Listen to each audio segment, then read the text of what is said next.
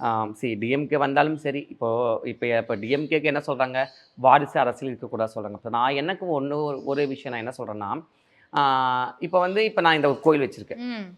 இப்ப நான் ஒரு பெண்ணா இருந்தா, இல்ல ஒரு ஆணா இருந்தா, இந்த கோயில் யாருக்கு வரும் எனக்கு அடுத்தது? உங்க பசங்களுக்கு. அது பேஸே அதான். இல்ல. ம். ஒரு ஒரு ஒரு ஒரு அட்மின் நான் இருக்கிறேன். இல்ல ஒரு ஒரு ஆன்டர்பிரினரா இருக்கிறேன். ஒரு பிசினஸ் மேனா இருக்கிறேன். இல்ல ஒரு பிசினஸ் வுமனா இருக்கேன்.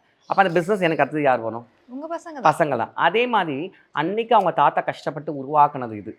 கரெக்ட் தானே? அதுக்கப்புறம் அவங்க பையன் இன்னைக்கு ஆட்சி புரிறாரு. அதுக்கப்புறம் இன்னைக்கு உதயநிதி. உதயநிதி ஆ அதாவது அதே மாதிரி அடுத்தது அவங்கவங்க இதுக்கு தான் வரும். ஆனா, அதுக்கு அவங்க நல்ல ஒண்ணு தேர்ச்சி ஆகணும்னு சொல்ல வரேன். ம். புரியுதா? அதாவது சொல்லணும். பரவால்ல. அவங்க அப்பாவோட இவர் இன்னும் நல்லது மக்களுக்கு பண்ணியிருக்காரு. ஸோ அந்த மாதிரி ஒரு மாற்றம் கொண்டு வரணும். சரியா? சும்மா ஒரு சொத்துங்கள சேர்த்து வச்சுட்டு, இந்த சொத்த நான் மெயின்டெயின் பண்றதுக்காக வரக்கூடாது. ஓகே. புரியுதா உங்களுக்கு? பரவால்ல. அப்பா 10 அடி பாய்ந்தா புள்ள 16 அடி பாய்றாரு. மக்களுக்காக நல்லா சேவை செய்றாரு. அப்படித்தான் இருக்கணும்.